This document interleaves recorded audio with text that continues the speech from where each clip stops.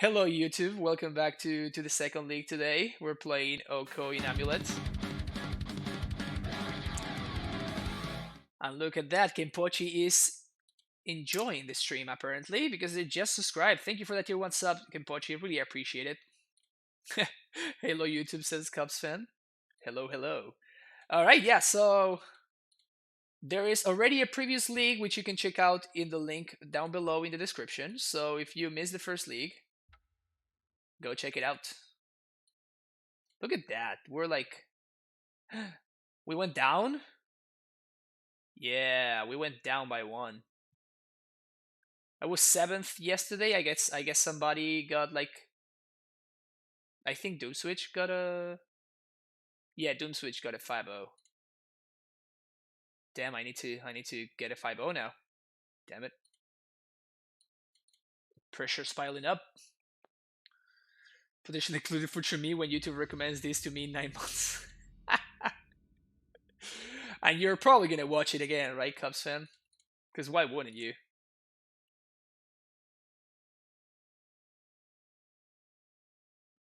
You'll get a 5-0 if you do jump me. Yep. Sneep. Classic Sneep. Uh-oh.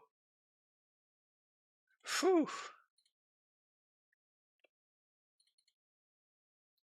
Whenever I see Dash League Shores, I always expect the worst.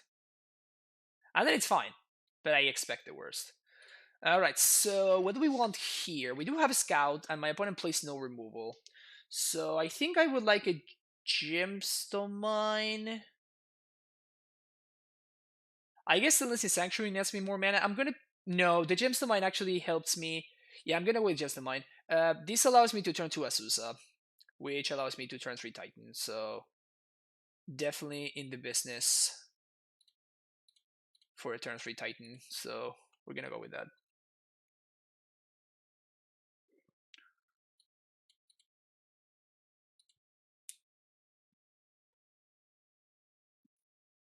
Play how my build to throw everybody off.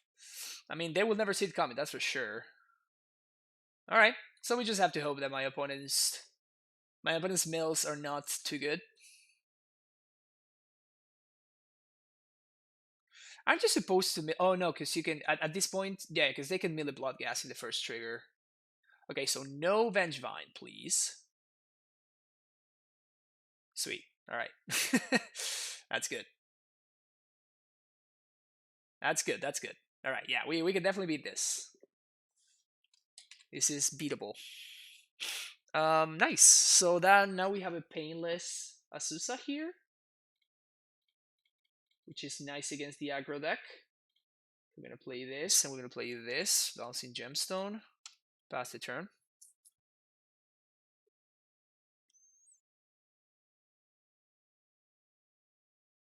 And if we resolve this Titan, that's probably gonna be GG's.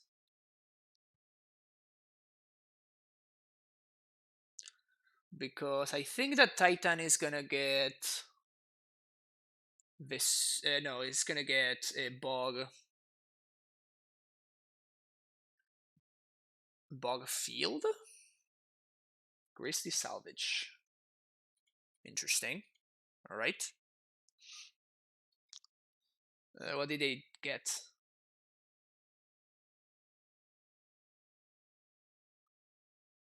Oh, they got a supplier. Okay, gotcha.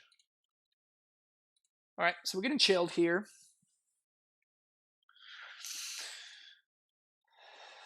Yeah, my opponent's gonna have a pretty wide board state here.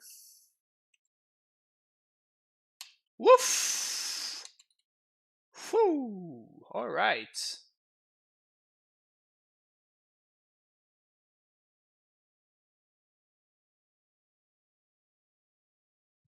The good thing is no vines, and these ghasts are not hasty.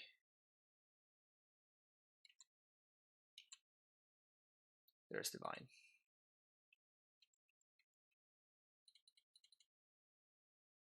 My opponent's gonna go real wide here, though. I might actually need to find a bounce land instead of Ojuki Bog, just so I can make more land drops.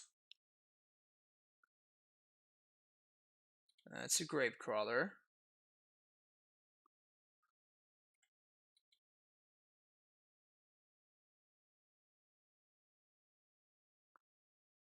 Yeah, so we're gonna go down to 11.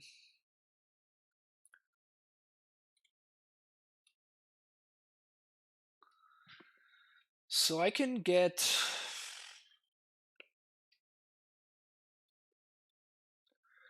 I think I'll have to get field plus bounce here. That's gonna give me 4 zombies.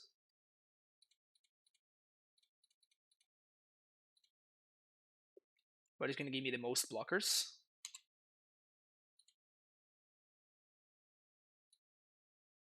Because I'm basically not really exiling anything of relevance.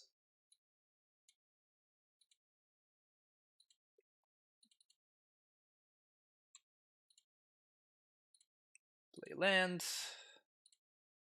Play this. So we're gonna have access to 5 zombies to block.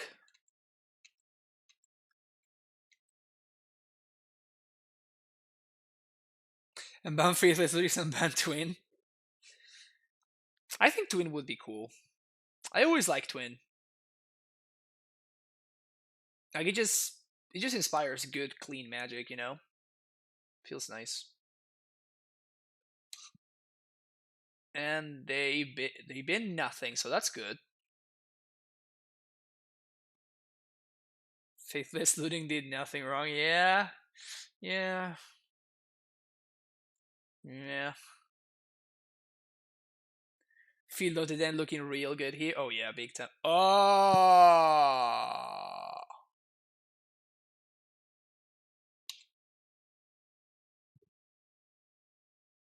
poggers.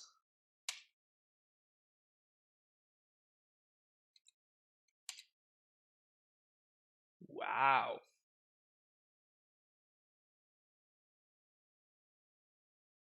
All right, so I think I'm still not dead though.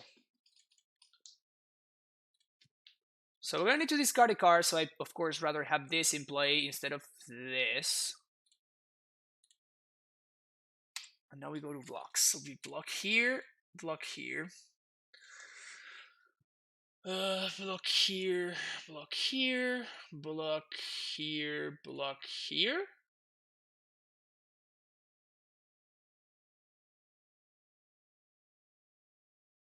Is that correct? Yeah, that's correct. So I'm gonna discard my Titan, but that's just fine. Would I rather kill Ghasts or would I rather kill Grave Crawlers?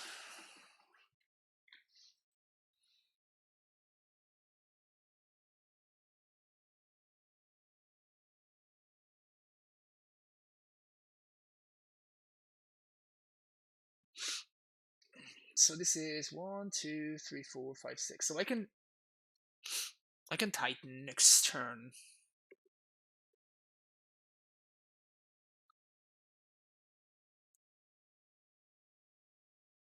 We cannot set up lethal.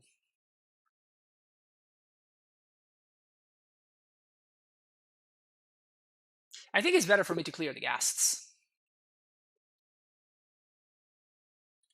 I think it's better for me to kill the Ghasts, which my opponent cannot bring back this turn. So we block like that.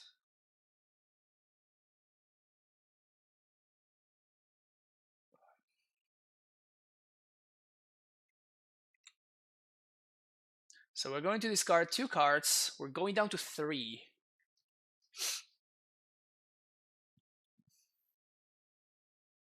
Wait, why did they trigger so many times?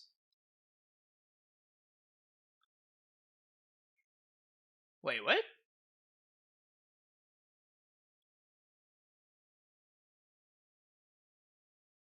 Oh, because they're like they're triggering the droid card as well.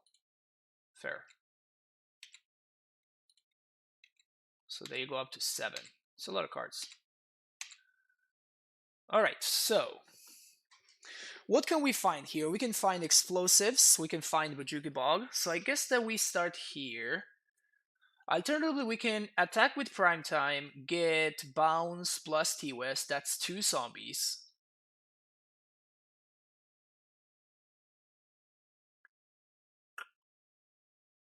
I'm very interested in getting up to 7 life. How can I get up to 7 life?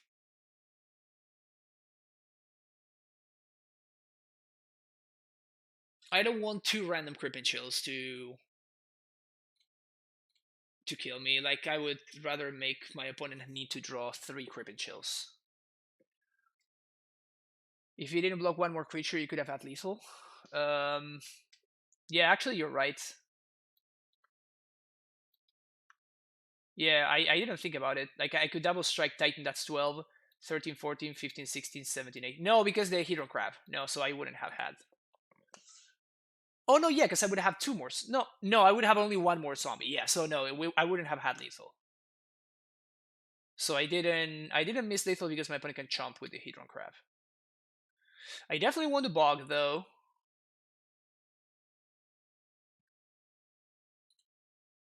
So I attack with Titan, they take 6. I get Tolaria West, Bounce Land. I use 1, 2, 3 to transmute. 1, 2, 3, 4, 5, 6 to cast Titan. Second Titan gets Bojuki Bog plus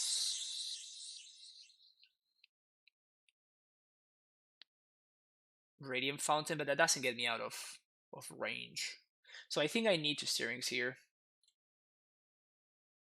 Because I'm trying to make sure that I don't die. Okay, there's an amulet. That's exactly what I wanted. Sweet, so now we should be good. So we're going to attack. This only deals 16. Yeah, this is actually lethal. So this deals 16, but then I have 2 zombies, so we just swing for lethal. Good stuff, good stuff.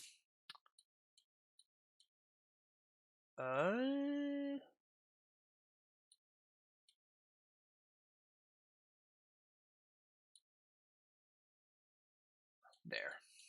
These are the cards that I want. Close seems pretty slow. Take out a Cavern, take out Ghost Quarter.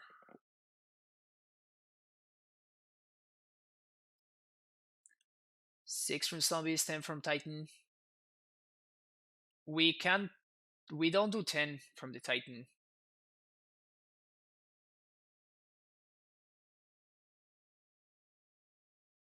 I guess we did do 12 from Titan plus 4 from the zombies. No, we would have done 16. No, 4 from the zombies. That's where I'm doing the math wrong. Yeah, so we would have had 16 because 1 zombie gets chomped and then 1 from the Sus and 1 from the scout. Yeah, you're right. You're right. We actually did miss lethal.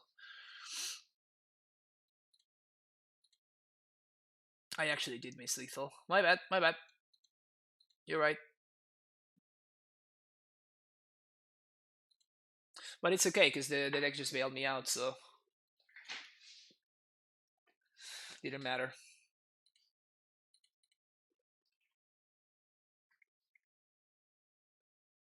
Yes, I like this hand. We have interaction for a crab, which is like the best way for my opponent to get out of hand.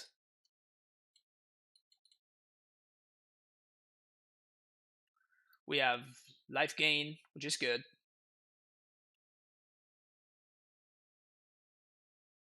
Turn 1 crab. Wow, they just like exposed it just like that. So we once upon a time first. Looking for exactly that. Then I'm going to play Radiant Fountain. And get this crab out of here. This is exactly why we're bringing the Dismember. Hydro Crab is how your opponent is going to win. So Dismember is definitely not a great card, but it gets the job done.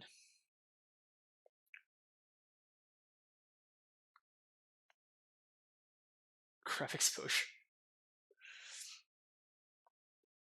You see, like my opponent would be so much more far ahead right now. Dismember only costs 2 life. I know, poggers. Alright, opponent's going wide over there. Nothing worth exiling, unless my opponent's playing Angler, which they might.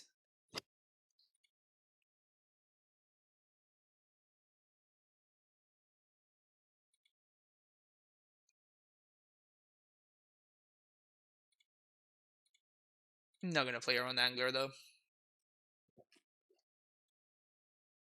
The reason to not bog them is that if I want to bog next turn, then I'm gonna need to bounce the bog, when otherwise I would get to bounce the Radiant Fountain to gain 2 more life.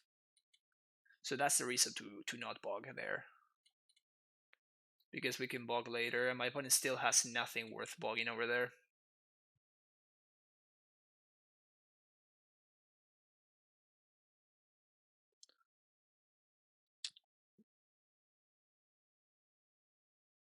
Ugh. Yeah, that's actually very good right there. Now they get to draw 3. It's pretty good for them. At least we get to bog this. So, what's the line? I think that stabilizing is going to be the line, so we're going to do this.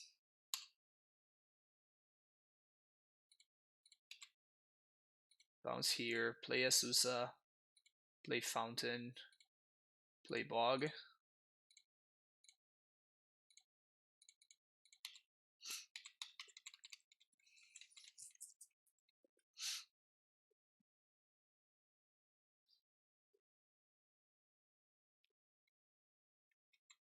Hardcast Vine. Yep.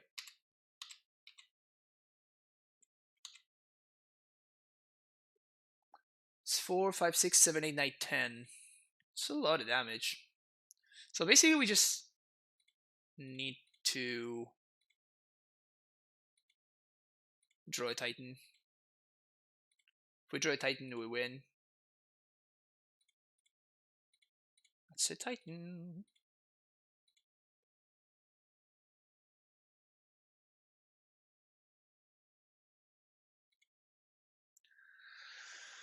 So 1, 2,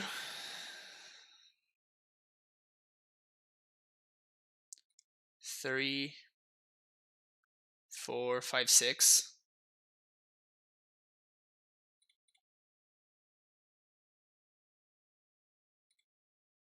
So we're not gonna get to haste, unfortunately.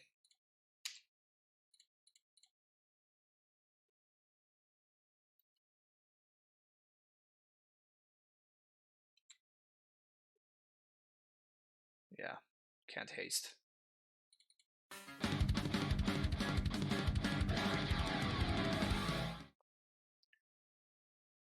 Jost SD with a Twitch Prime sub. Thank you so much for the support. Welcome to the Primetime Stronghold, Jost. 1, 2, 3, 4, 5, 6. Okay, so we're just gonna get double field here.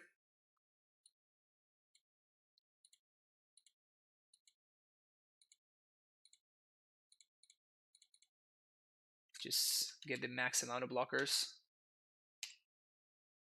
And I guess we don't attack with the Asus. I just the 1 damage is not gonna be relevant. I either like really overkill my opponent or they kill me. So I doubt this is gonna be like a clean, like a short, a close game. Like yeah, exactly. So I'd rather leave back the extra blocker just in case. Give me that cyber guide, yeah. Yeah, just the way to get the cyber guide is you join the Discord, you link your Twitch to your Discord accounts, and that will grant you access to the sub-only channels, and then you can access every cyber guide that I've written so far in the sub-only channels. That's the way to get access to that sideboard guide. Sweet, sweet, sweet cyber guide.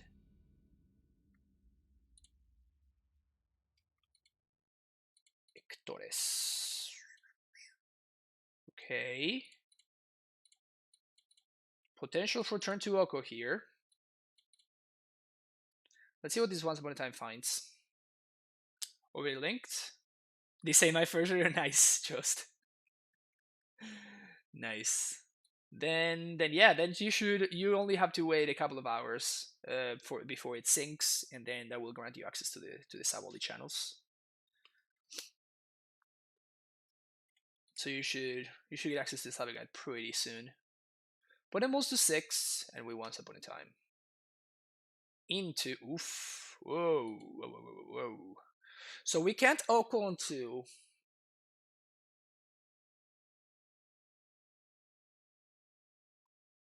It's 2 bounce lands going to the bottom.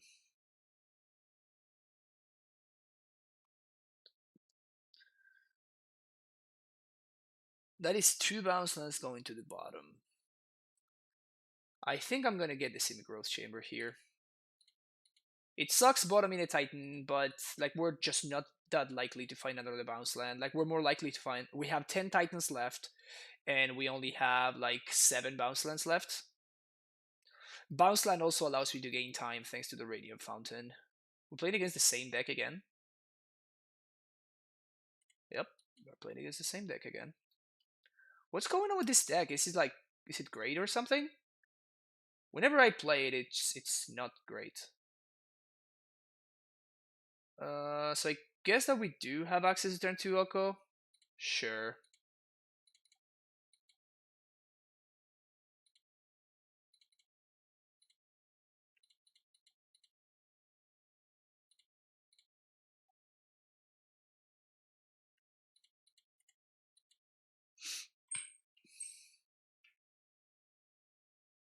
Let's see what you do, Oko.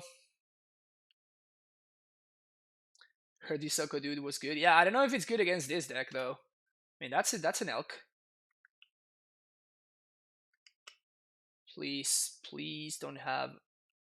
There's a bench fine. God damn it.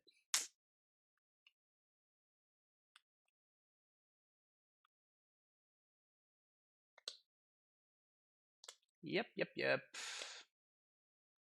That's an amalgam too.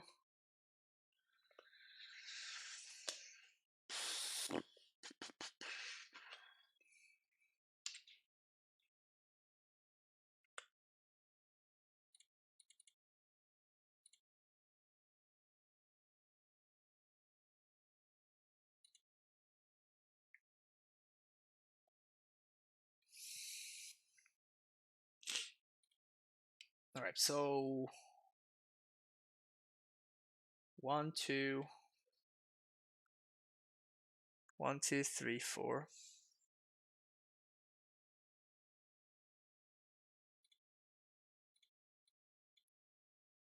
1, 2, 3, 4, 5. So if I lose this gemstone, I don't get to Titan next turn. So I cannot afford to lose this gemstone. Now I'm at 16. Do I elk this? I feel like I have to elk this, don't I?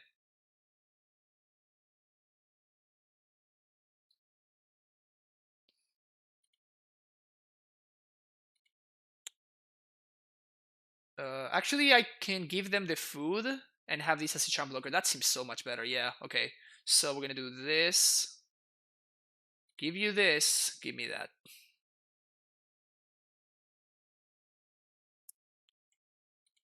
Yeah, this is definitely the best line. Now I get to chump.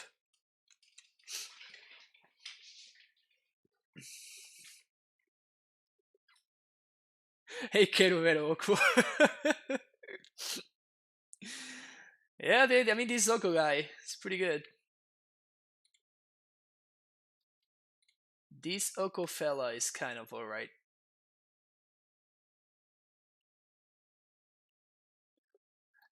I'm the crab deck now. That's an angler. That's fine. You know what's bigger than a 5/5? 6/6.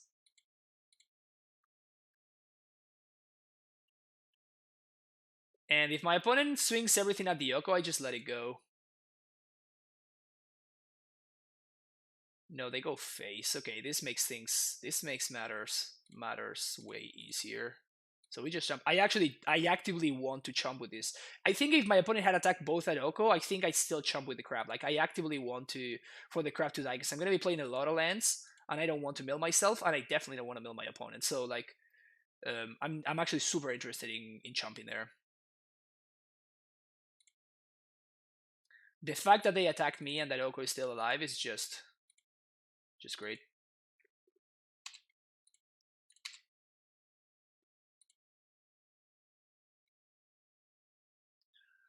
The only thing is we're not gonna get to play to trigger field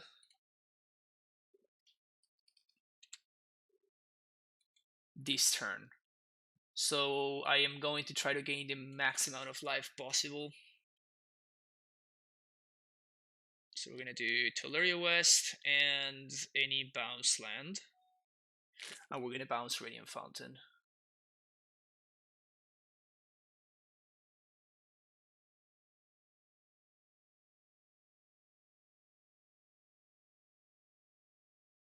Yeah.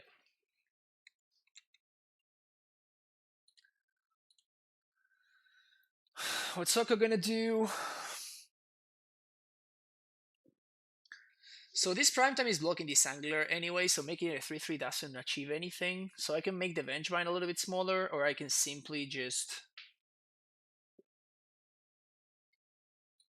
make a food here. Guess I'm just gonna make a food.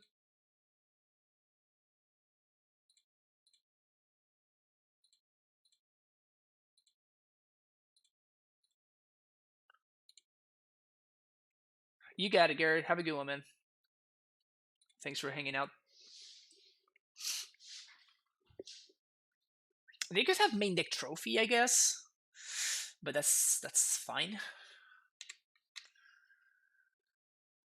All right, so they move to combat, so they're probably going to chump attack with a bunch of things. Secret Keeper gets in there too. Classic. Yep. So we just block here. We block here. 3, 4, 5, 6.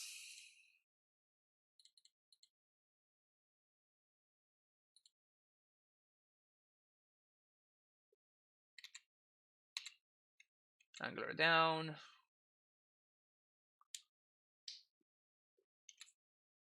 Sitting pretty at 11. So we can't get cheesed out unless my opponent flips all 4 of their the stupid card. We should have this one in the bag. Hardcast Narcomu. Sounds good. Alright, so 1, 2, 3 to transmute. 1, 2, 3, 4, 5, 6, so we can double Titan.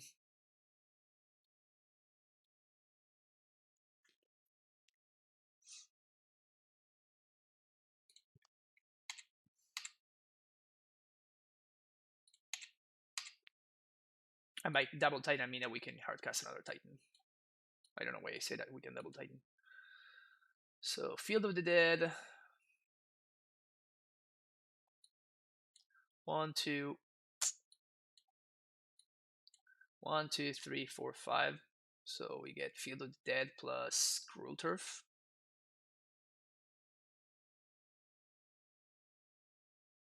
Well, I guess that we can't get a bounce land, so we're gonna do Field of the Dead plus Strong Sun Home for next turn.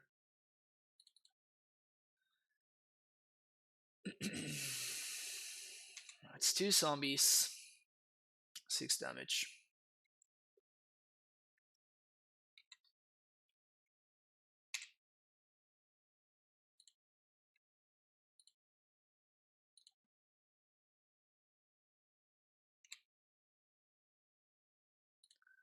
Bounce this, transmute.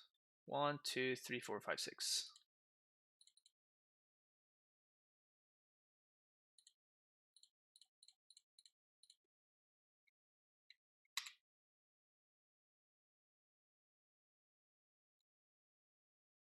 Opponent concedes.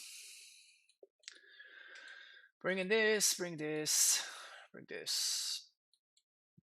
We want this, this, and that's it.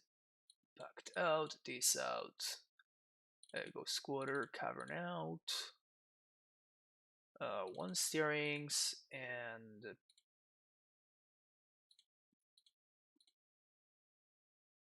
maybe I just shave the Okos.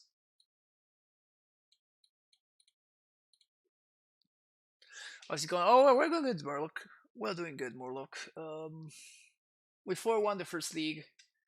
We're 1-0 this league. And we're gonna ship this hand. This one's fine. We're gonna keep it.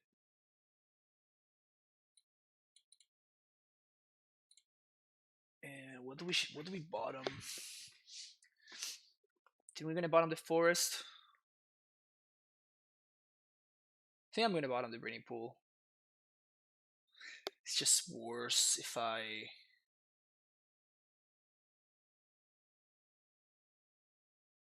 I'm planning on playing explosives on turn 1 because of Crab. So I guess I'd rather not take damage. Like the damage is actually very relevant in this matchup. Soko better than Karn? I don't know. Foxy Potato. That's what I'm trying to figure out. 6 and 5 was like a literal reference from the new 4X standard where Titans already dominated the battlefield, but then Wizards just printed Dismember, which pushed all possible like 6 creatures out of the format, says Stoneforge, of course. Interesting. Yeah, so we're going to play explosives on 1 here.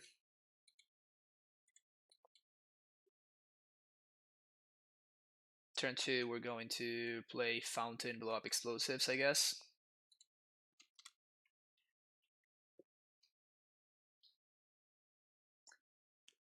We play the conversion with 2 Oko in the board. That seems like a little bit too much. I don't think I would go that route. So my point is to play a bunch of 1-drops here.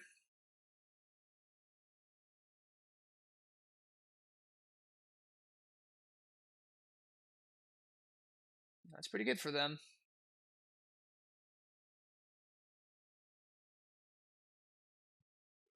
That is pretty good for them.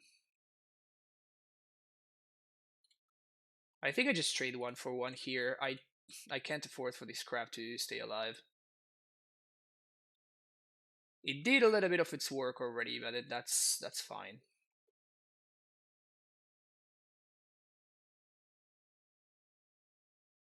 Yeah, it was definitely worth those three mils.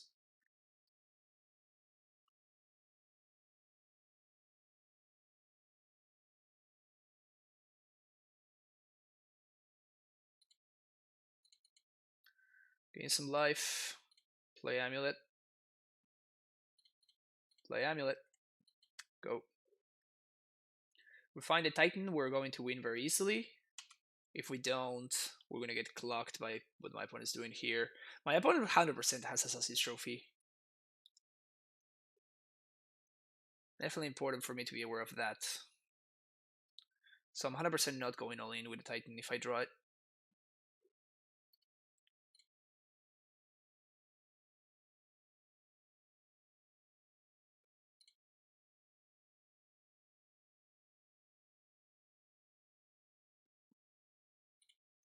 I think Bouncing Titan is the best thing here. Bouncing Fountain, I mean, is the best thing. Huh, I wonder if they... Huh, guess they didn't.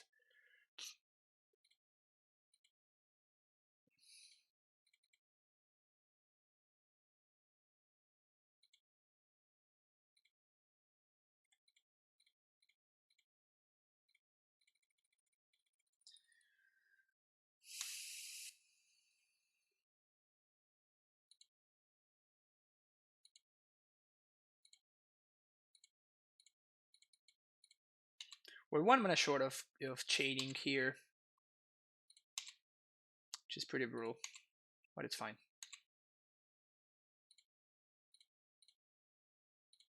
Hopefully we don't die exactly this turn. We could Pact for Baloth. Does not seem worth it though. Next turn I pay for Pact and I can steal Titan, so this is definitely better. Just holding is better.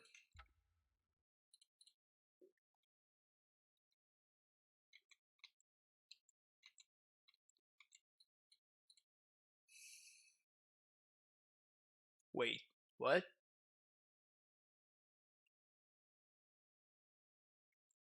No trophy?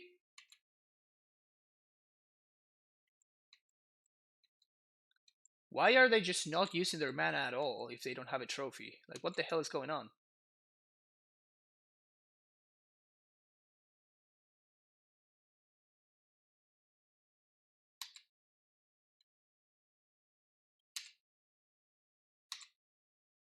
I guess they just have a non-functional hand? Is that the deal? I'll take it. It's actually not a bad draw. So 1, 2, 3, 4. Zombies don't really stabilize this battlefield because I'm just getting dunked on by this Narcomoebas.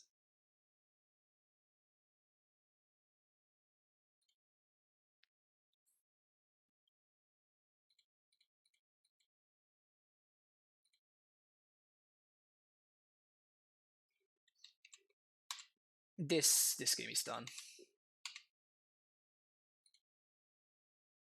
Yeah, I think we could have gone for lethal there if we wanted to. But we're just gonna play a second Titan here.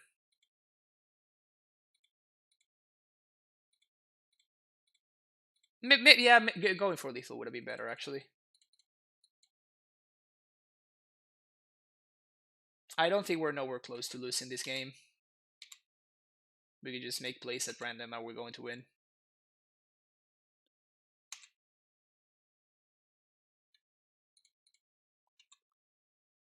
He takes 6. We packed for prime time. Make more zombies. We can explosives on 2 to kill these Narcomoebas. Or we can go up to 10 life. I think I'm gonna go up to 10 life. My opponent doesn't let me. Okay. Yeah, my experience has been that the CrabVine matchup is positive. I don't want to say that it's a buy or anything like that, but I've definitely felt pretty comfortable with it.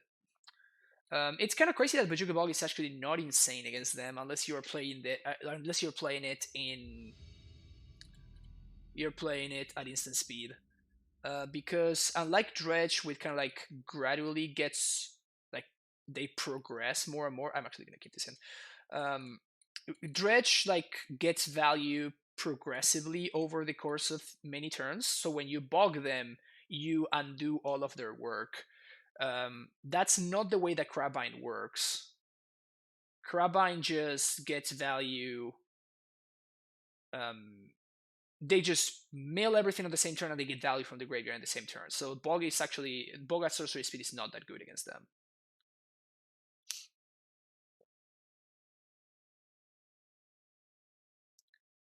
What to do here? I think I do like a blue source. I'm not gonna get a cavern in the blind. And I definitely would rather make sure that I resolve my amulet over my ancient steering. So if they have a disco spell, they want to take the steerings, that's fine. I mean, I don't love it, but it's okay. Wooded Foothills. Basic Mountain. Monastery Swift Spear. Alright, so we're playing against Burn, probably. Definitely hedging towards Burn because of the fetch land. Okay, that's good. That's good. So basically this means that we're going to Titan on 2 turns, even without ramp, because I can play Castle this turn and I can play Simic next turn, and that's going to be Titan mana. So hopefully my opponent plays an Eidolon here. Stomping Ground. Huh. Rancor? What? Okay.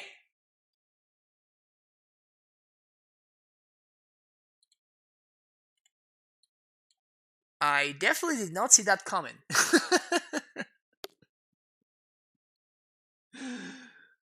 That is a perfect moment for one of my favorite, which is this one. Where is it? Oh. Oh yeah, I love that thing. All right. Here comes Taylor. Am I getting comboed out? Mutagenic growth. Okay. TBR. Is this a TBR right here? It's totally a TBR. Oh my god. Oh, holy diva. This is like the holy divaest thing ever. Okay, so do we have lethal here? We do, right? No, we don't. No, yes, we do. Sweet.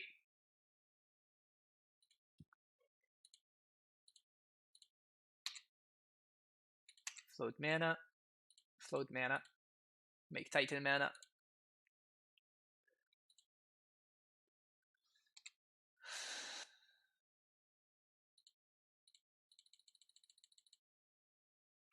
One confirmed, not zero.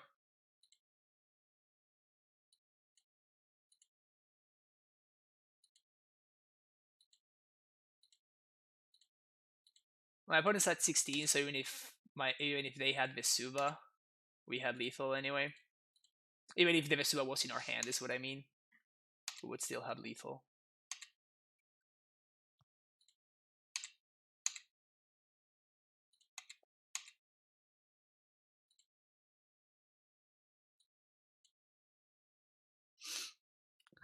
So close yet so far. Poor opponent. Yeah, kind of, right? Definitely bringing this member on explosives. Oko comes in. This guy. They could play. They definitely do not play deflecting palm or that kind of stuff. So I'm not gonna have the pact. They probably do play becoming men's.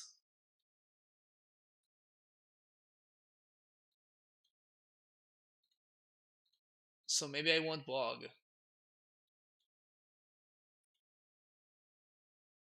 I want explosives. I want Balos. I want dismembers. Not not the best way to go about this, but it is what we got.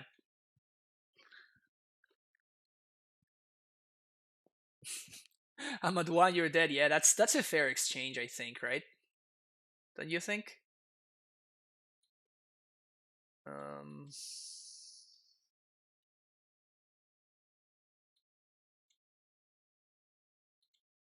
yeah, I think I'm gonna go with this.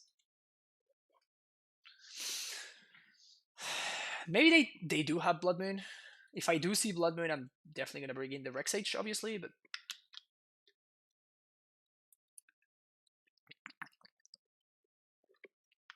once upon a kill. This hand is close because we have Bounce Land plus Fountain, but we don't have an Asusa. Like if we had an Asusa instead of a Titan, I would snap this off. But as it is, I have to ship it. This is significantly better. We're gonna keep this one. We're gonna bottom the second Scout.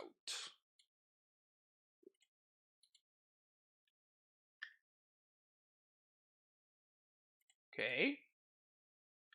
Looking for a bounce here. We don't find it. So I think I'm gonna get the Forest instead. Yeah.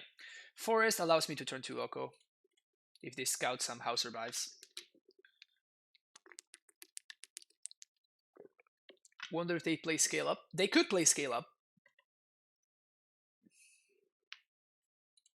They could play Scale Up for sure. Redundant Castle, not the best draw, but it is something. This means that they can Revelry, yes, but if they Abrade, that's fine. If they Revelry, that would have been a problem, but this is fine. Just don't Blood Moon me. That's a Tarmogoyf.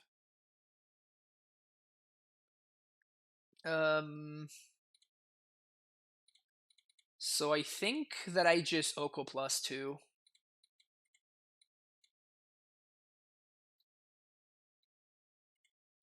They can bolt and this, but that means that I gain that I gain 9 life, and not only I gain 9 life, but I also have Titan mana already in hand, which is great. Wow, they're gonna use a TBR to clear the Oko. This is so good for me. It's insane.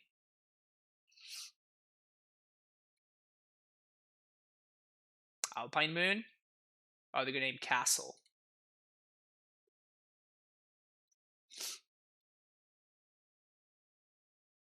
No, I think that +2 win is better than Elkin. It just gains me more life, right? Like, because I have 3 life here. Sunhome Fortress of the Legion. Yeah, that's not the correct thing to name there. So I'm not gonna be able to trigger. I'm not gonna be able to trigger field. So would I rather reset the gemstone, or would I rather hold a bounce line in hand? If I draw exactly Amulet, holding bounce line in hand is better. And I guess if they have another Alpine Moon, it's also better. So I'm just going to do this.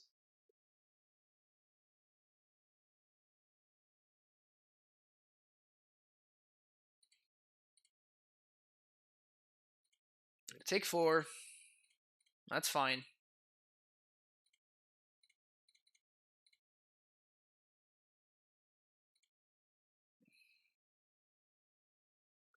What did I say? If we top deck exactly Amulet, holding up the bounce in hand is better? Always consider all your possibilities. Always think ahead. Always. I'm gonna play around removal.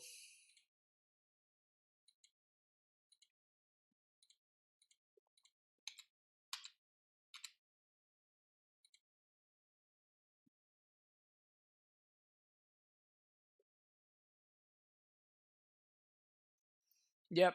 Like Alpine Moon is just not good against Amulet. It just is not. But people insist. People insist on bringing it in.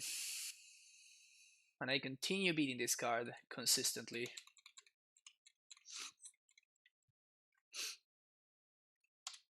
Like, it would have been so much better if they had named even Tolari West instead of Sunhome. But I mean, that it makes sense, honestly. It's just like people are not used. They just don't know what Amulet does. They just don't know how to play against the deck. Oh, you're attacking? Oh, opponent. I mean, speaking of opponents not knowing the capabilities of Amulet, right? Well, now before you were kind of dead. Now you're like literally dead. 2, 3, 4. Sure. Let's play this first so we can trigger field. Oh, I guess that they killed my Amulet. Never mind. So we can't kill here. Not particularly worried about that though. All right, quick question. How does this work with Blood Moon? So right now, the only possible way that I can lose this game is if my opponent has a Blood Moon and I don't play around it and I just die on my upkeep. So, do we have a judge in play in the chat that can tell me, like, basically I want to know if Sunhome can pay for my Blood Moon on my upkeep.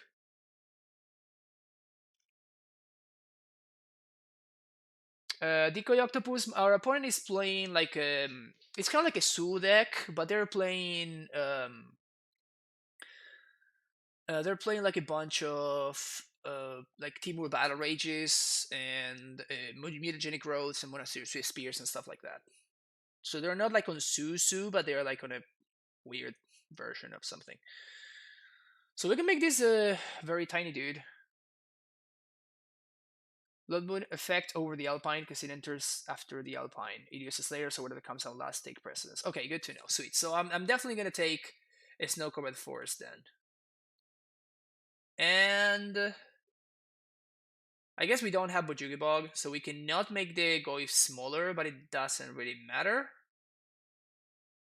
So we're just gonna get Radiant Fountain. So now we make sure that we don't die to Blood Moon. And now we're gonna make it so my opponent cannot win the game. Period.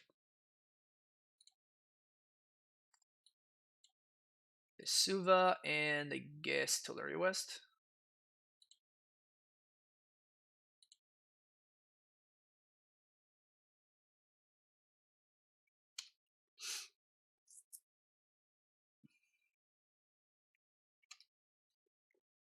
This game played out in an interesting way. Opponent concedes. Yeah, it was definitely not likely for my opponent to have Blood Moon there, but like we're so far ahead that we can afford to just play around like the most random scenario where my opponent can manage to sneak it to steal that game from us. This is the only deck making use of Fill of the Dead in Modern. I don't understand why. Well, Iván, gracias por el Twitch Prime sub. Welcome back to the Primetime Stronghold. Thank you so much for the support, man. Yeah, first of all, Timely Shift is playing it, and second of all, it has like a massive Besos. No, that's so grande, capo. It has a massive deck building cost. And unlike Pioneer, in Modern, people are killing you on turn 2 with these things. Engineered Explosives is a card that exists, and it's pretty, I don't want to say heavily played, but it's pretty commonly played. So there are many reasons why Field of the Dead is not as powerful. Like Field of the Dead is only good when you are sure that the game will go until turns like 5, 6 plus. My favorite MTG streamer, thank you, Ivan. It is not enough. I mean, it is if you're attacking for lethal with a 6/6 trampler, right?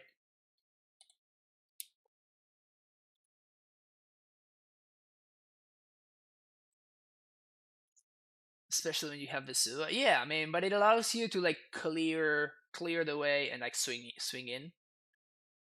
And that's like again like Storm is a deck in Modern. Um, I guess it would be good against like John and mid range decks like that, and I guess control decks to an extent. But yeah, maybe we can brew something like that. Huh? What if we could brew something like that, like the black green Pioneer deck? So we just have like fatal pushes and like stuff like that, and then the top end is just Field of the Dead. Turn 3 Yoko on the draw. No, we can do better than that. I mean, look at this. Look at this beauty. What do we shift though? I think I'm gonna bottom the Tolaria West. Yeah, because I can't transmute it anyway, so we're gonna ship the Tolaria West.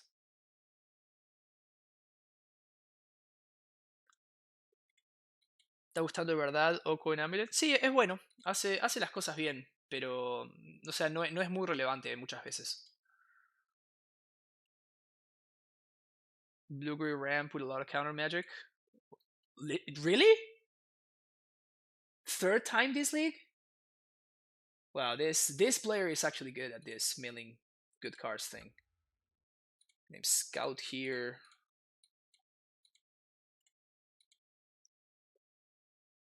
Yeah, well this is a much better situation for my opponent.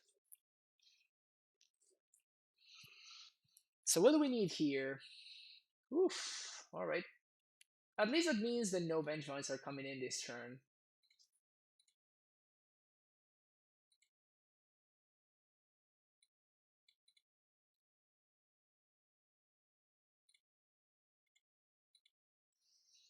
But we still need an untapped green source next turn in order to Titan, so we're kind of behind here. I think it is more fair primetime deck is starting to mostly get Field of the Dead. The problem with that is that you're at that point you're probably playing a strictly worse Amulet and strictly worse Escape Shift. So like, what are you really gaining? And yeah, unfortunately, I think I had to take that damage there because Scout is like I need an untap green source. Nice. So this allows me to Titan this turn. So that requires me to go down to 4. Then I can gain 2 from. If these were Gemstone Mine, we would be in a much better spot. So Titan's gonna block here, Scout gonna block here, we're gonna take 4. So we die to a lot of things. No, Scout can't block actually. So we're just taking lethal.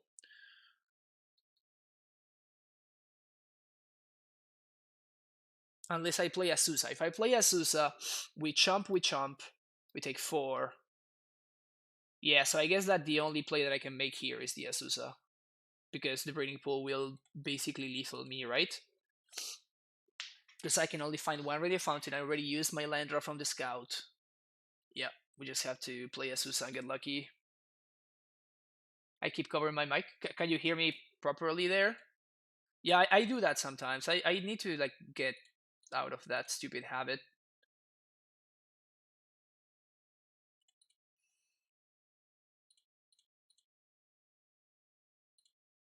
Play Azusa. Play 1, 2, 3.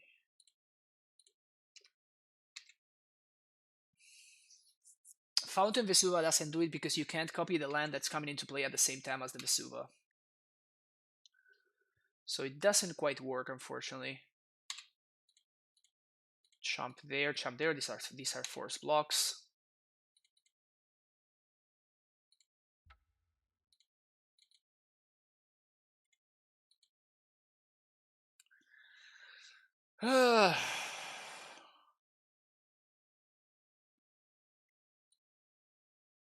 Glimpse, and they didn't mill anything. So, 1, 2, 3. This is Titan mana, and I guess I can pack for an Azusa. But if I pack for Azusa, I don't get zombies.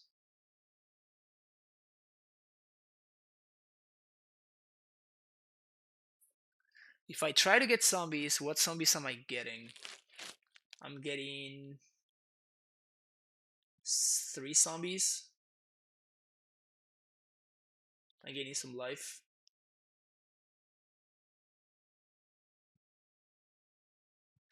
Yeah, unfortunately, I think that's the better play available to me. Don't have many options.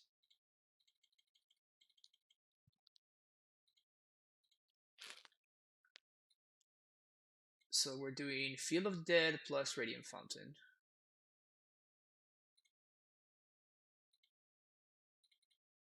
And we're just gonna need to get a little bit lucky here.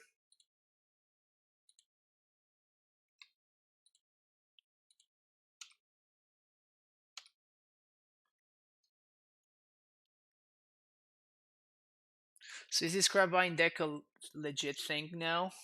It might be. I honestly don't know. Whenever I played against it and I beat it, like we played against it twice this league and I beat it both times. But we're in a tough spot here. Like we're dying to Creeping Chill basically. No chill smell though.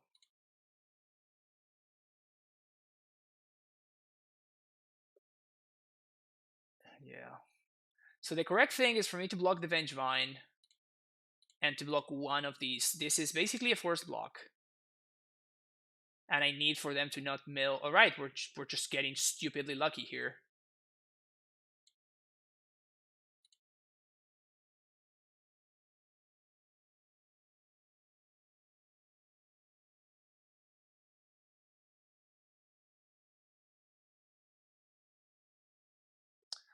It's a lot of zombies.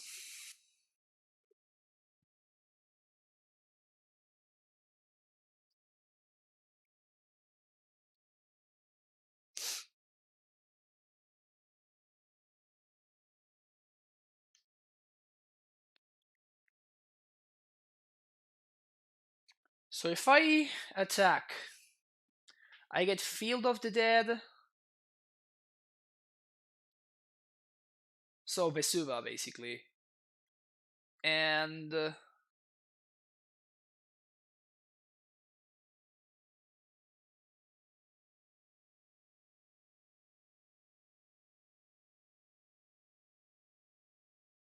I get Field of the Dead plus Bounce Land.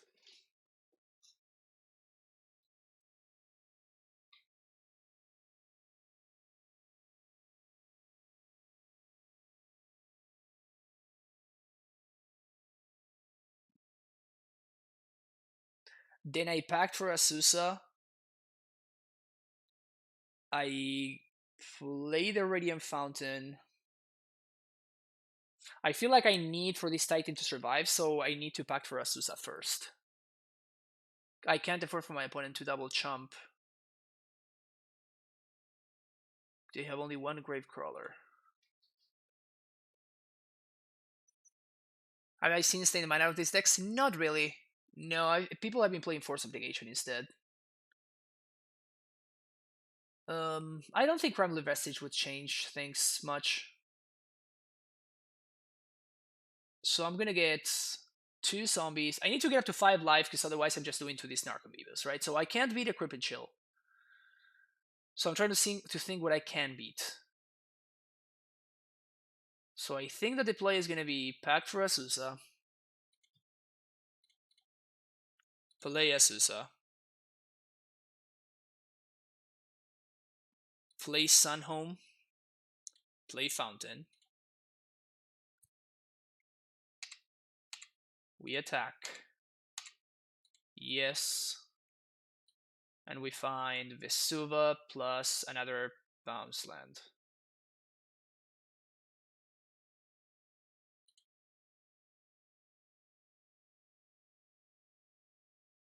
One, two, three, four, five, six. So they didn't mill a single Bloodghast. I'm going to assume that they're not playing Bloodghast, so we don't need to play our own Ghast.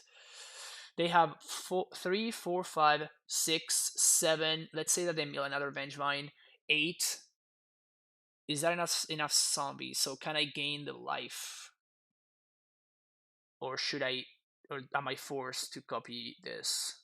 So it's gonna give me 2 zombies. That's gonna be 1, 2, 3, 4, 5, 6, 7, 8. So I have exactly enough zombies.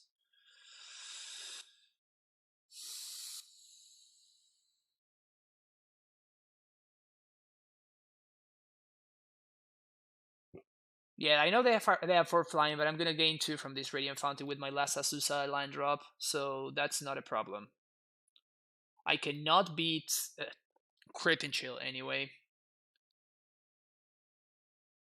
Okay, so since I cannot beat Crip and Chill, it's better for me to do this.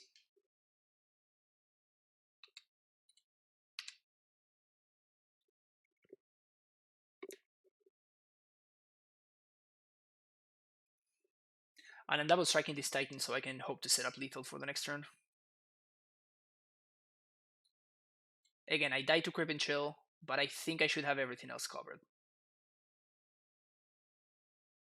Except for the thing that gives all their dudes menace. I probably cannot beat that.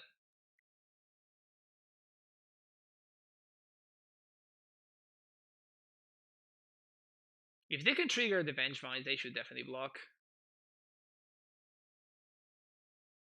Huh. Okay.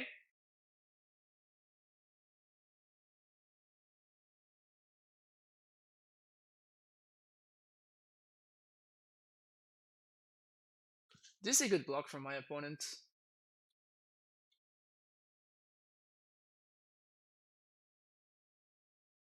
The problem is that if they block like that, they get further away from lethal. They do know that I don't have another Titan, though.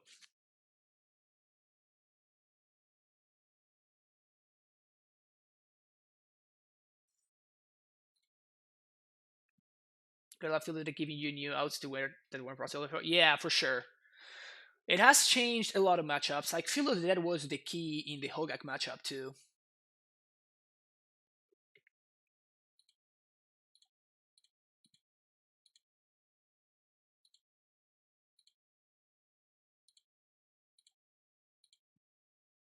Alright. So as I say, we cannot beat Crip and Chill. We can probably beat literally everything else. But Crip and Chill just kills us. And my opponent is going to have 3 to mill. Because I need to block the Stitcher Supplier.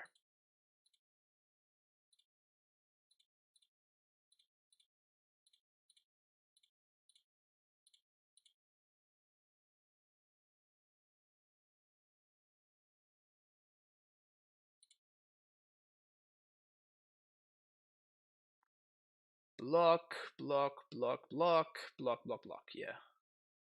And I don't want to trade with my opponent's dudes, actually. Like, I actually do not want to, I don't want to kill their vines. Because that would give them blockers. And they whiffed on that trigger, too. We won this game. That is so insane.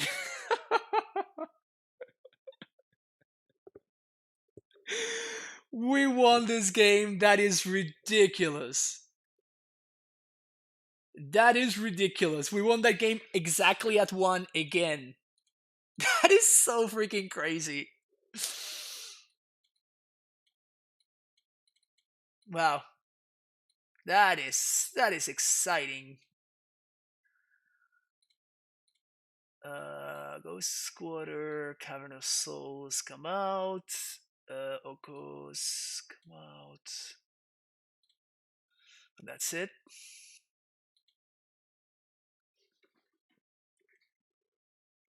They must have had the chills in hand the way they were all in the bottom 8 cards. That's possible. Yeah, that's and that is kind of like a big deal with that deck.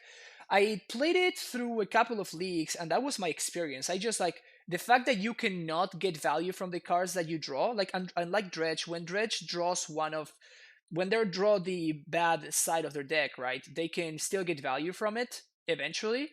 This deck cannot. Like any dead draw step is just it's just that it's a dead draw step, and they have no way of recovering. I think I'm gonna bottom the field here.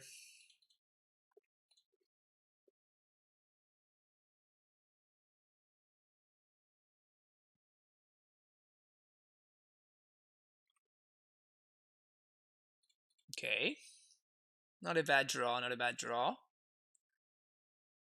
Yeah, so we're gonna get the Azusa here, and I'm going to Amulet.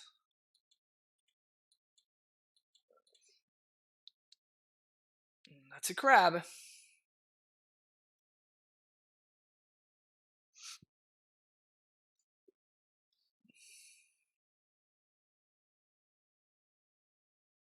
More crabs.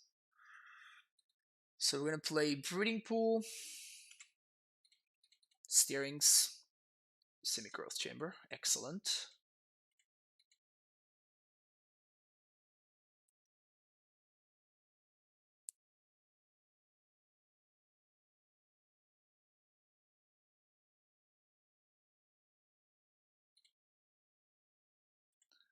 There's a chill.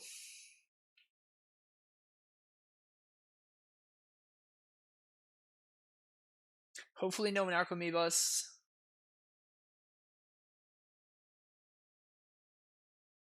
Oh, there's a Gravecrawler. Just basically the same thing. Okay, there's an Narcomoeba. No Vengevines though, that's a huge deal.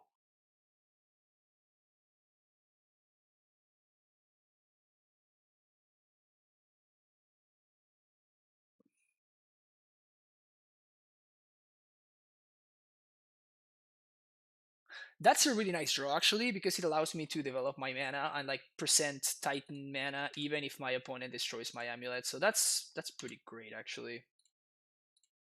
So play Azusa, play land, pass the turn. We're looking pretty good here. I'm at 17, so I'm not gonna chump this turn. And if the Azusa survives, we should have Titan mana, even if my opponent trophies my amulets, or like we just have Titan mana multiple ways. So out of all the amulet title lists, what do you like the most? It changes, Archangel. It changes with the metagame basically. I think that Karn is very good for now. Karn hasn't been good for a while, but I think that Karn is back to being very good right now. And sure, I think Karn is back to being very good, which is pretty great. Hogak? Am I getting Hogaked?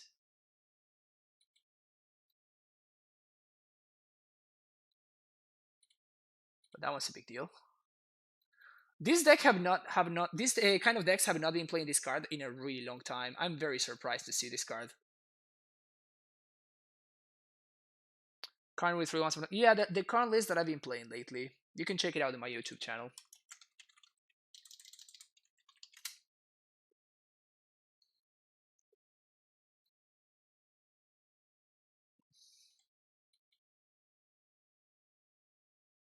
Well,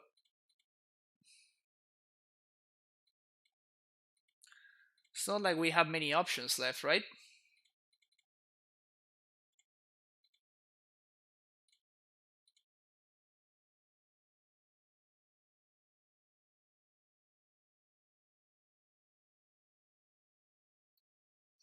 Good to know about this card for game 3. This is game 2. We won game 1 in dramatic fashion. Pretty sure this Bailiff is not gonna be able to get there. If only we had a Hornet Queen to get. I don't think my Hornet Queen would be able to race all of this.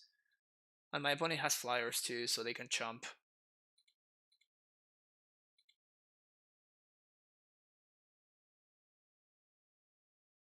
So naturally drawing Field of the Days are out at this point.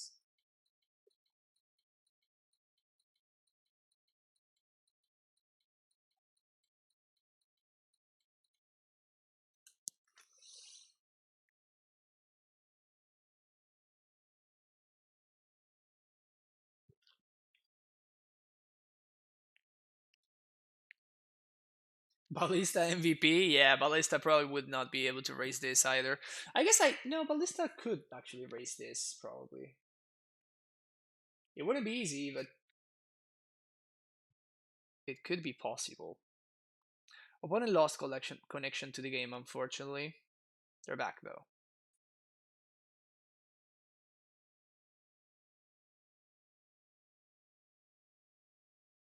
Crown into Wormcoil would be sweet.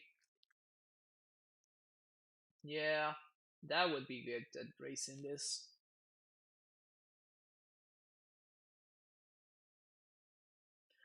Yeah, I wonder if because of this card I need to like change my sideboard completely and bring these guys back, and probably even this guy.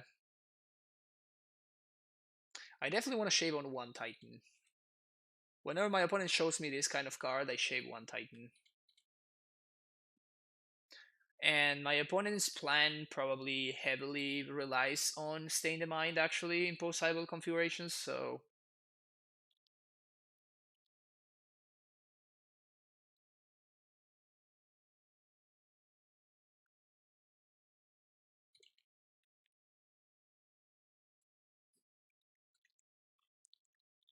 yeah, my opponent would have. They had exactly that turn to extirpate me.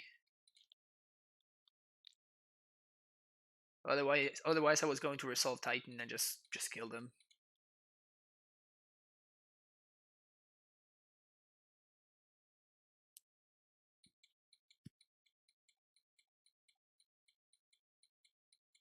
We have another one. Yeah, okay.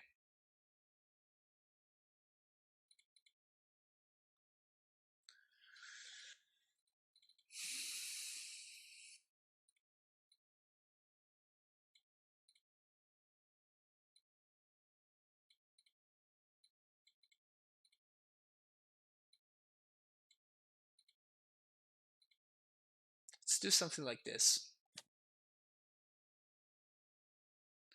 Besides Hornet Queen, has there never been any other card with Amulet that has flying? Sigarda. Sigarda's actually pretty nice. Okay. Keep this one. It's kind of an awkward hand, but we have Bog. Obviously, bringing Stroke to counter Stay in the Mind. Yeah, probably not. Emrakul Promise then, Atarka. Yeah, Atarka was not very heavily played, but Sigarda was a staple back in the day. I'm keeping it because Vesuva is likely to to be a green source because my opponent plays Overgrown Tomb, so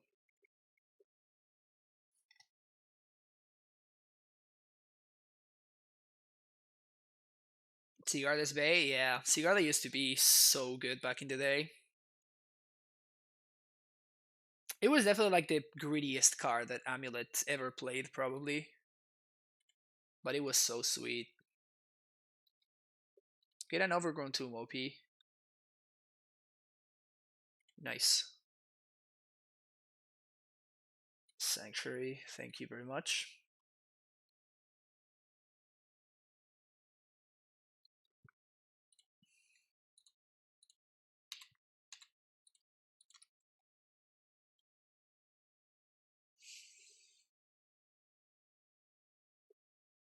Second Crab. Okay, so my opponent could have, if they have a land here, yeah, this is very good for them.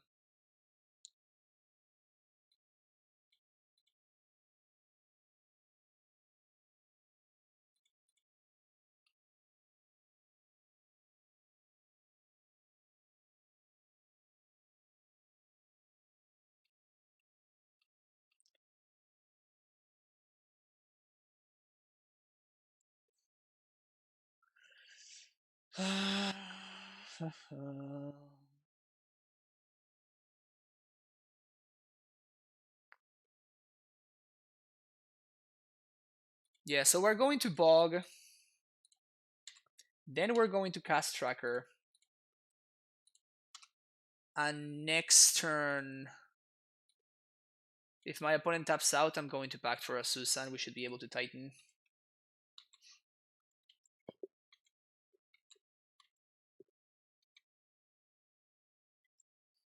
Remember Reminding Amulet? Pipperage Farm remembers. I mean, I I did very well with Remanding Amulet. I do not complain about Remanding Amulet. So if they have Stain the Mind here, there goes one. And that's 3 chills down.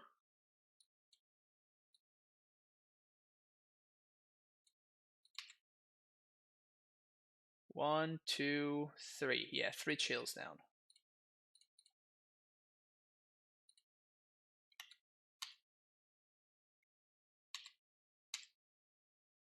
Asusa? No Asusa.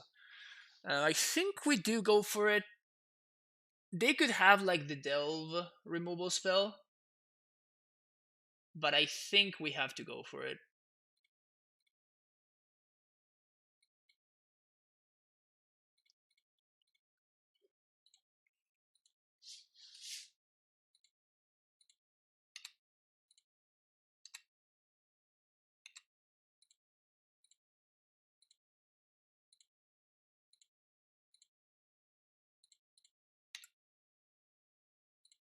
Float mana.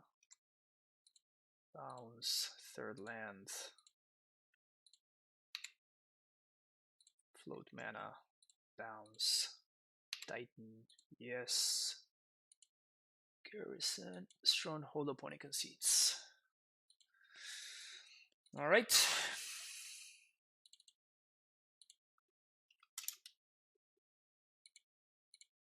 Beating CrabVine literally every single match.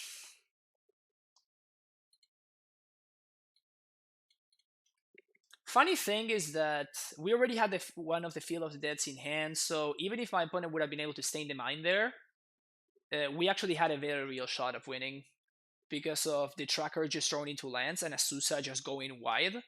So we were actually super favorite.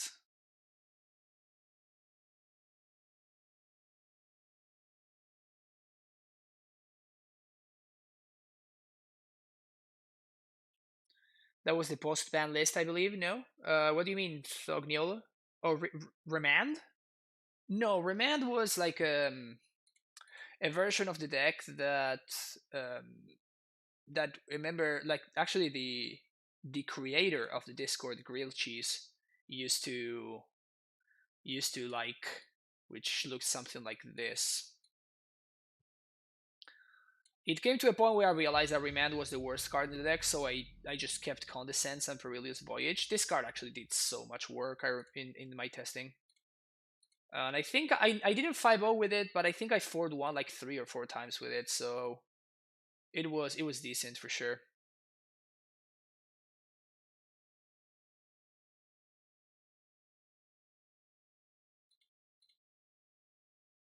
That is our list. Whoops. What are you doing? Okay. All right, this one's for the 5-0. This one is for the trophy. So this hand would be a keep if I knew that my opponent was playing a green deck.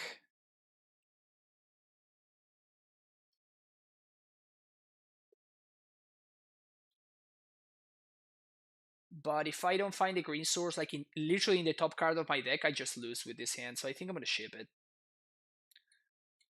And I'm going to ship this one too. Same problem. This hand is perfect. Keep. Bottom this. Bottom this.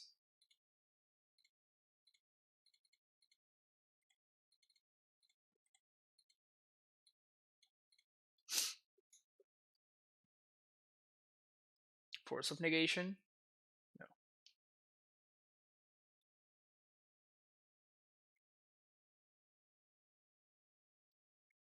mean, move to 5, turn 3 Titan. This is No small feat.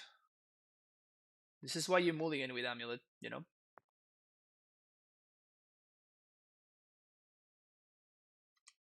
If your hand doesn't do the thing, which the first two hands did not, then you want to try to find a hand that does the thing. Oh, they have the discard spell. Alright, the dream is over. Yep, the dream is over.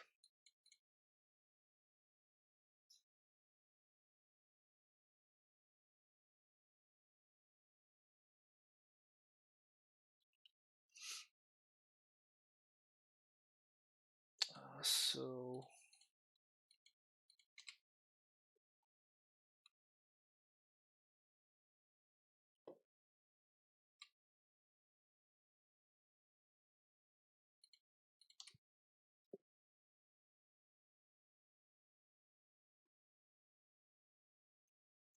So, considering my opponent went turn 1 Blood Crypt Thoughtseize, I'm going to assume that they have a removal spell in hand. And also they are on Jund. Okay, so there's this is actual Jund. So I could have found a scout, right? But the scout is not really getting me closer. So yeah, I think I get the Azusa here. We need to get lucky and draw and peel a bounce land at some point here.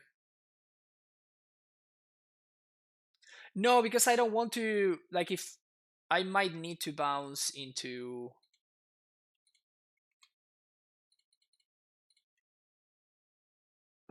I might need to bounce to once upon into a bounce, right? Which I didn't. I would have taken a bounce land if I had find it over the Azusa, but I didn't. There was a Tolaria West, which could be a bounce land, but I think that just getting the Azusa is just better. Like I need to get lucky here, right? Like I'm just not gonna win by playing fair. So okay, so they get their land back. They're probably gonna push the Azusa. But at this point, it doesn't matter. I either find a bounce land or I don't. And if I find a bounce land, then I'm going to win. If I don't find a bounce land right now, I'm going to lose. A good thing here is I get to play around Inquisition, which is nice. Yeah, that's a push. That's fine. Liliana is the only problematic card here. Bounce land. Sweet.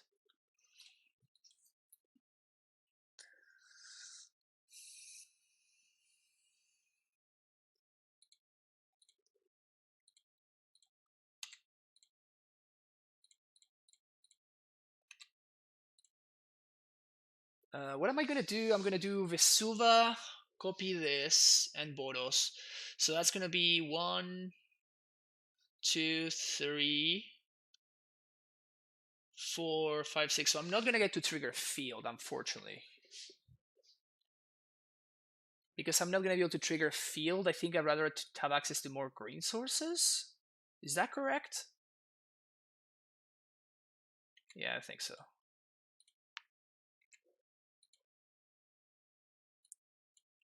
Vesuva Stronghold.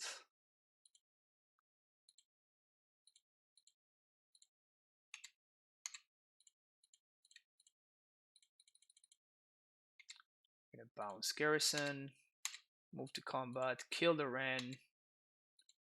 I don't want them to be able to get free value. We're gonna get Tolaria West. And I kind of like second Tolaria West.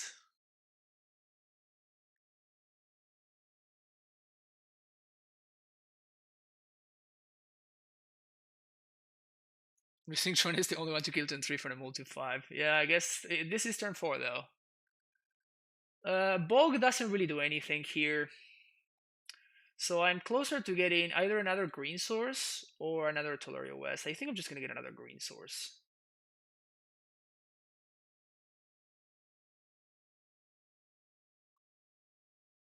Just gonna get a castle. Yeah, sure.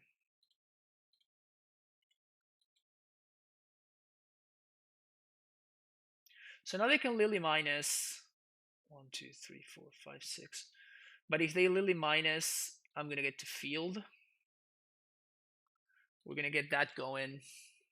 and then I can hold the bounce land in my hand, and then on the following turn after I have paid for my pact, transmute for another Titan. Just kill them. Yeah, so there's the Lily. They're gonna minus because it's the only good play that my opponent can make here. And the second Lily would be problematic.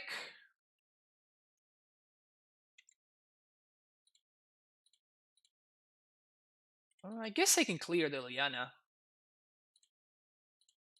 So let's do that.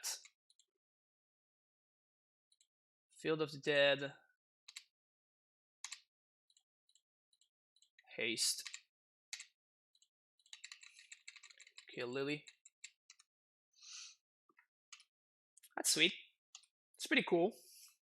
So even if they have another Lily, I just pitch the castle to it, and then I play another Titan on the following turn, and my opponent cannot really stop me.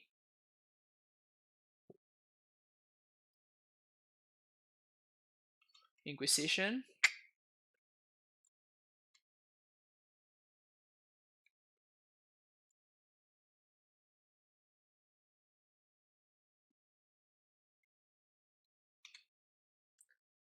Training a zombie at the Border's Garrison to kill a Planeswalker. I know, it's good value, right?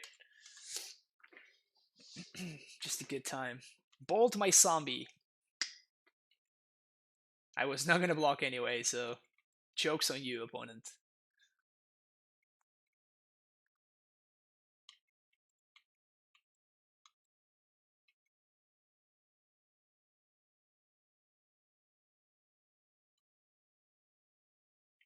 Alright, take 5.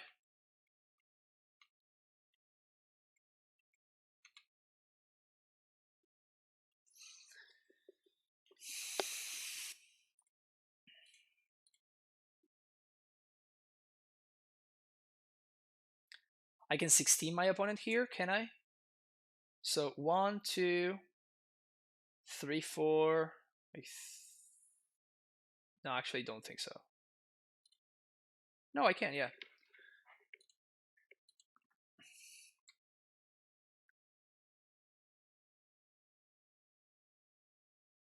Wait, what happened there? Oh, the zombie, right. Yeah.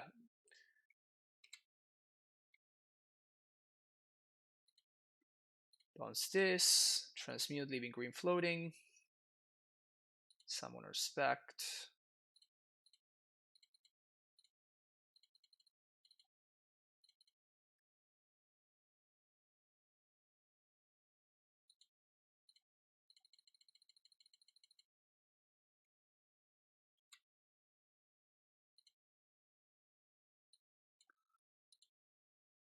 Don't forget, boys and girls, Amulet is not a combo deck.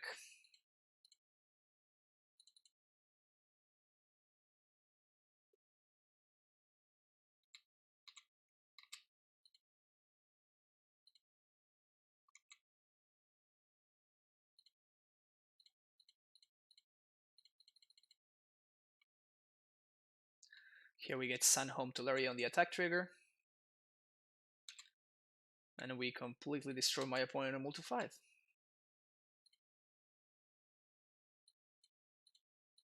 Oops. Almost clicked the wrong thing there. Take 16, thank you very much.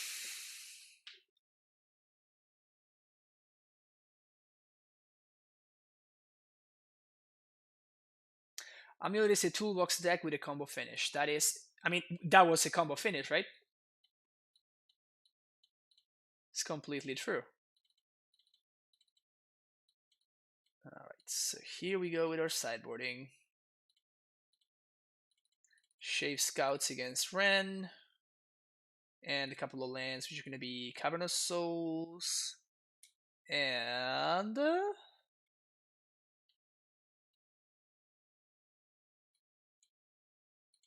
one of the bounce lands because of Fulminator.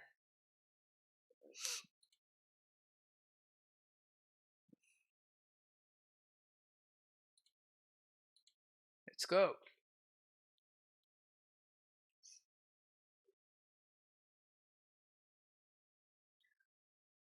Multi 5 against Jund. No big deal.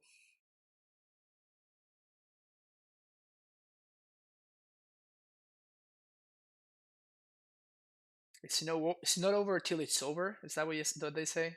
It's not over till it's over. That one definitely was not over.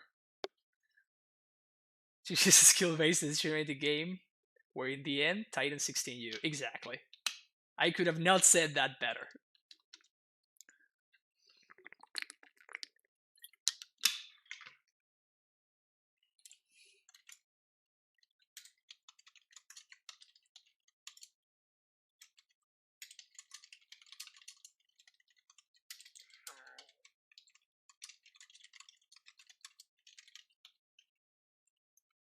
There we go.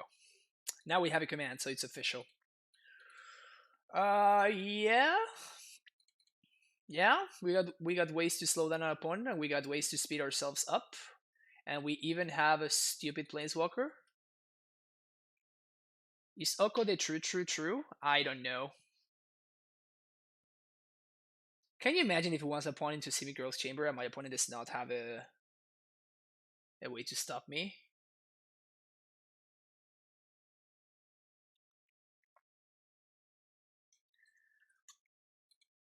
Let's see if the Wisdom command is still there. Yep. Sweet. I love that. That is probably my favorite command. The Wisdom command. Big fan of the Wisdom command.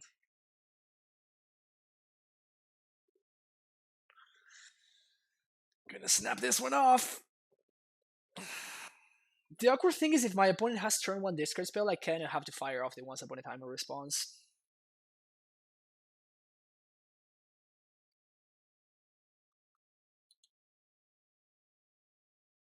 It's Wisdom, Thognioli, it's not Wincon. Do we have a Wincon command? What would the Wincon command be?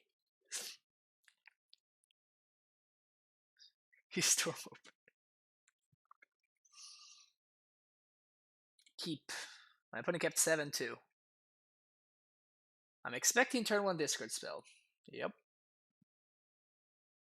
Need to fire this off in response.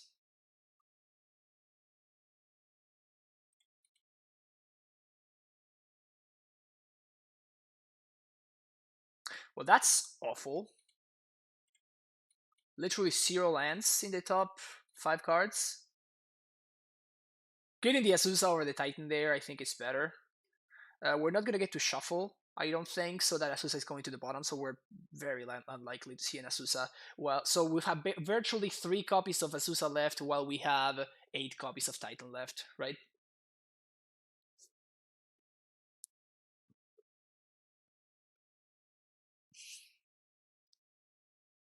They do take the Azusa. I'm going to play my Amulet and pass a turn. Play an Amulet, obviously, because we can still spike a Semi-Growth Chamber, which would allow us to turn 2 Oko.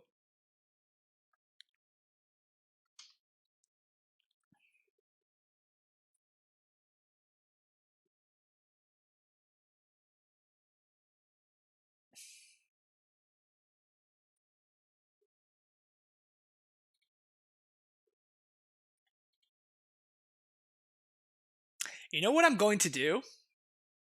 I'm going to play Field of the Dead, and I'm going to pass the turn. And on my next turn, I am going to play out Amulet to play around Maelstrom Pulse. And then I'm going to play Breeding Pool, which is going to untap twice. And it's going to allow me to cast Oko from this Breeding Pool. But I definitely would like to hold the information from my opponent. Liliana.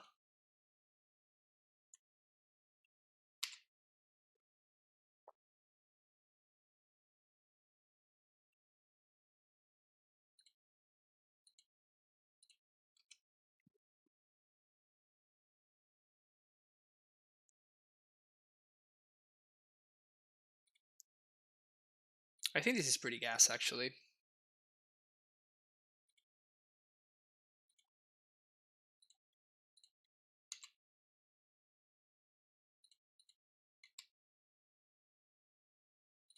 Yeah, I think I'm going to attack the Lily for 3. Newly controlled. Yeah, so we have to plus on this amulet and attack Liliana.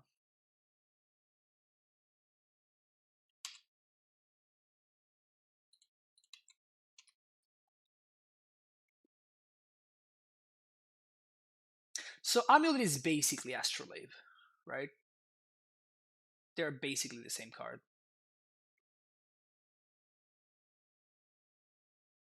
The only bad thing now is that if I find a Titan off the top, I cannot cast it. So that's the only problem. Assassin, never mind. I can cast it.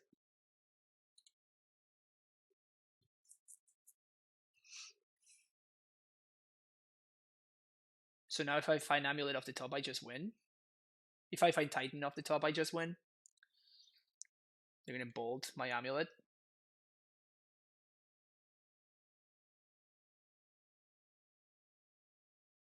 Yep. Plus Lily. I'm gonna discard the Ghost Quarter. The good thing is that these Lily pluses are not free for my opponent. They are actually discarding, like, they discarded a land last turn, and now they will have to discard the real. Yeah, they don't even plus. Look at that.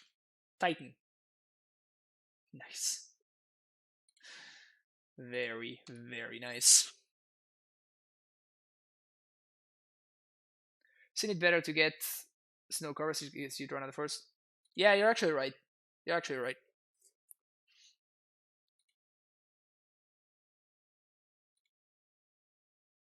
Poggers.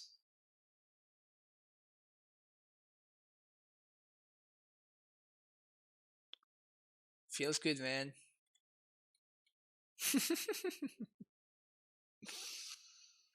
I mean, of course, a drawing a pact or a Titan would have been significantly better because we just win. But out of all the not best possible draws, Bailoff was definitely high up there.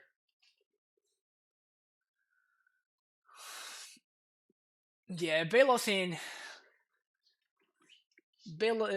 playing a Bailoff in response to your opponent's Lily Plus just feels so good. Just feels so good.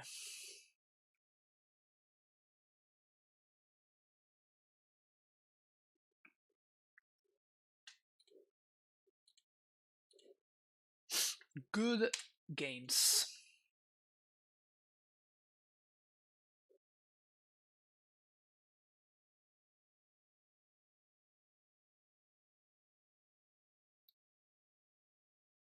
Never mind.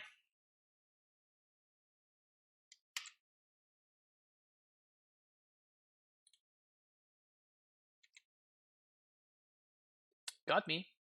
I mean, it's not like I could have played around there, right? Like I needed to play my land in order to cast my Titan, so I have no outs to that.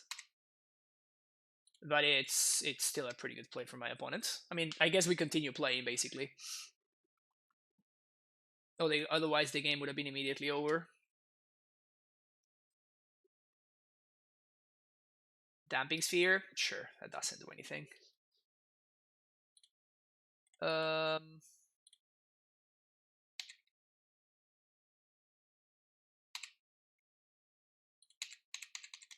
so I guess in case I draw another AmuLOKO, I want this amulet to be in play. But if, well, I guess I can't really play around K Command draw step, right? And if my opponent doesn't, if they do draw step the K Command, we're still fine. And by playing out my amulet and playing around potential Lilianas and discard spells. Yeah. Yeah, so they draw step this. Yeah, this is just great for me. So now I discard an irrelevant Azusa. And now they go down to 3. I mean, this is a classic example of just the junk player never finding a threat and then just dying to like the one outlier. Just like, yeah, they got like a ton of 2-for-1s and stuff, but it did not matter. Yeah, that's just game. Well, I said today that I needed to get a 5-0 to get back on the leaderboard in top 5, and I got it, so I can't really complain. Now we are 6th. 1, 2, 3, 4, 5, 6.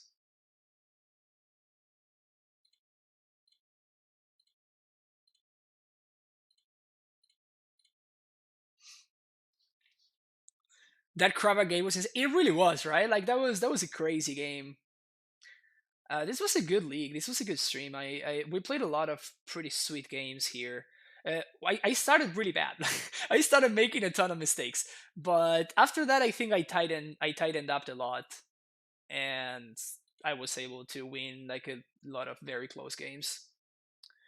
Oko not very relevant. I mean it was okay. Like it was good right there against John, right? Like if I had not been able to clock that Liliana, it would have probably taken over the game, and we were able to like to put a clock on it. My opponent was forced to use an assassin's trophy in the Oko, which like got me closer to Field of the Dead. So like it did definitely did some stuff right there. But like these are the kind of matches where you want the card. John Grix's Shadow.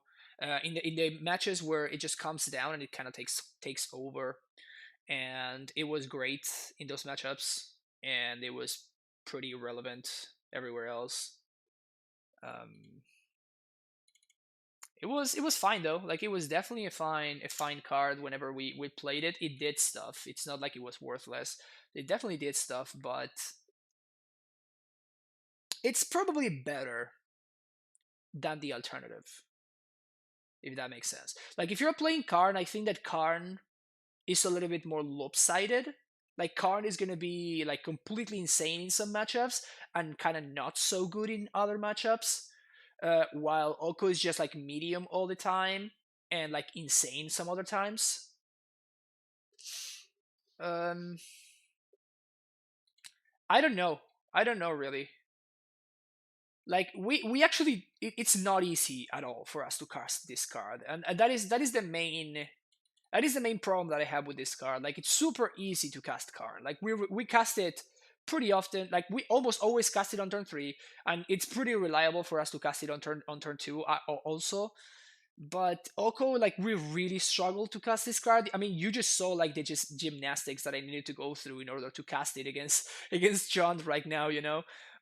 So like even though it's like one blue green, that's not easy for us to achieve. And this is even after I am kind of like morphing my mana base a little bit by by playing the third breeding pool. Maybe I could even play the fourth one or like another gemstone mine. I kind of would like another gemstone mine. It's just like at that point we're just going too low on basics, and I'm not a fan of that. I still want to make sure I have at least 3 basics. So I don't think that we can cut one more to add more blue sources, but that makes the card worse, right? So it's kind of it's a balancing act, right? And if you become too much of an Oko deck, then you start becoming a worse Primeval Titan deck, and that's not what we want. The beautiful thing about Karn is that it just fits perfectly because it's kind of like a bridge card that we're always going to be able to cast basically. If we draw it, great. If we don't draw it, also great. It doesn't really matter. And your opponent is forced to use a bunch of resources to answer it. Oko works in the same way, except we actually are not able to cast it as reliably. It does answer some problems that Karn cannot, though, which is nice. Yeah, so I guess that it's kind of a trade-off, right? You have to choose your poison and choose which way you want to go. It's been better than the previous time that I played it for sure, though. Like the previous time that I played it, just like I just played it and my opponent just ignored it and then they killed me anyway. Or Oko just won me like a game that I was winning anyway, so it didn't really matter. So well, you don't care about D-Sphere that much with Karn, and Karn can just get explosives and you blow it up for 2 and you kill the D-Sphere for good. So I'm curious why no Mystical Dispute anymore. Is Susa on the downtick? I was never a big fan of that card. I think it's just way too narrow. Like it's good against the Ursa decks, and that's about it. While this is good against the Ursa deck, it's good against the Mirror, it's good against Tron decks, it's good against Scape Shift. So it's stroke as narrow as it is way more flexible than Mystical Dispute. Orko doesn't warp your cyber. I mean, Karn doesn't really warp my cyber either. It's just taking up 2 slots, right? Where is Karn? This. This is my latest Karn list, and it doesn't really like. the only cards that I would not have in my sideboard would be the Lattice and the Worm Coil. But Piety Needle is a perfectly serviceable sideboard card, and minusing for Needle happens a lot, and it's particularly good in the Oko metagame that we live in right now, right? Like you can just like Karn minus for Needle and just blank the Oko. It is kind of a big deal. So it's not really warping my sideboard. It's taking up 2 slots because I think this card becomes like super powerful when you have Karn in your deck. So it's basically taking up the slot of this would be like the second Field of the Dead in the other sideboard, and this would be like I don't know, like the third Oko that I have in my other sideboard or something. So my Karn lists never focus too much on Karn because of the same thing that I was saying earlier, right? Like the moment that you become a Karn deck, the more of a Karn deck you become is the less of a Titan deck that you are. So you definitely want to be a Titan deck above everything else because this is what like the entire deck is meant to be, right? So it's the same thing with Oko. Like if we fix our mana in order to make it so we can cast Oko more reliably, that is going to like at that point we would need to we would need to cut the castle, and the castle is just like so good for Titan. So the castle also the basics are also so good for you being a Titan deck. So like everything that you do, it kind of like costs you. So I always prioritize being a Titan deck above everything else, and then we try to like make something else work. But again, I'm still not sold on the Thief of Crowns. It's definitely good. Like it's not a bad card, right? Like it's definitely a defensible card to add to your deck. Also, this list I'm kind of like going overboard on purpose. Like I just want to make sure that I see the card that I can test with it. So that's why we have the 2 main deck copies and the 1 copy in the sideboard. So like this is on purpose. Like maybe we're supposed to not play anything and we're just supposed to play 3 copies in the sideboard. Maybe we're supposed to play 3 copies in the sideboard. I don't know yet. Why not just play Hive Mind instead of Karn? When was the last time you played with Hive Mind? That card is not very good anymore. Force of Negation is a card. If you're spending 6 mana and your opponent just like forces your Hive Mind, you're gonna be very, very sad. And you basically just hardcore time walk yourself. Karn fits in a different spot in the curve than Titan does. So when your opponent forces your Karn, it's fine, you're not tapping out. And sometimes you very often get to like play Karn and maybe even like play Titan in the same turn. That's not the case with Hive Mind. 6 mana is a lot. And if I get to 6 mana, I want to be casting at prime time almost 100% of the time. Why not being a no Oko, no Karn deck with like 2 Okos in the side? Yeah, that was the first thing that I tried, Hot Islamia. And this is like a while ago. That was the first thing that I tried. You can find the videos, the VODs on YouTube. And it didn't feel particularly good. Like as a sideboard card, you just don't see it often enough, right? So that was like the main issue that I had with the card. So as a sideboard card, you didn't see it often enough, so it was not as impactful. Entiendo que mejor de side que de main, ¿no? No sé, Rafus, eso es justamente lo que estoy tratando de ver. Por eso estoy jugando estas ligas, para ver qué pasa.